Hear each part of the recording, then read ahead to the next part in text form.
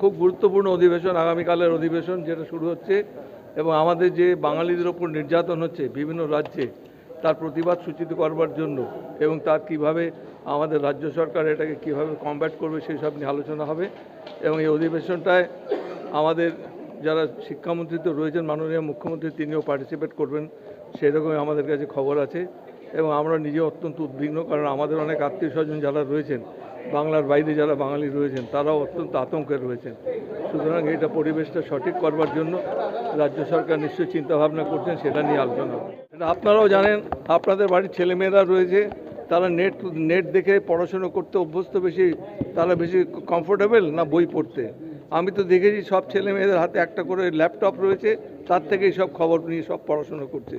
কিন্তু বই পড়ার যে মানসিকতা সেটা তৈরি করতে হবে, এবং সেইটা আমাদের গ্রন্থাগার দিবসে তারা নিশ্চয়ই চেষ্টা করছেন। রাজ্য সরকার অনেক গুরুত্ব দিয়ে দেখছেন, আমাদের অনেক বাজেট বরাদ্দ করা হয়েছে। আস্তে আস্তে আমাদের এই ডিপার্টমেন্টের অনেক উন্নয়ন হয়েছে। লাইব্রেরি রয়েছে, বিধায়কদের যাওয়ার সংখ্যা খুব কম, সেটা আমি বলেছি, এবং তাদের আরও বেশি আগ্রহী হওয়া উচিত, এটা আমি মনে করি।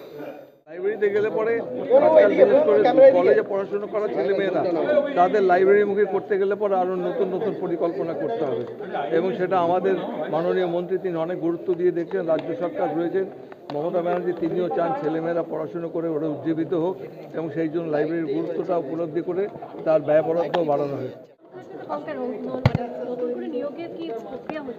হচ্ছে তো, আমি তো শুনেছি আমাদের আউটপুটটা দিয়েছে, ওটা নতুন অ্যাপ্রুভ হয়েছে অনেকটা।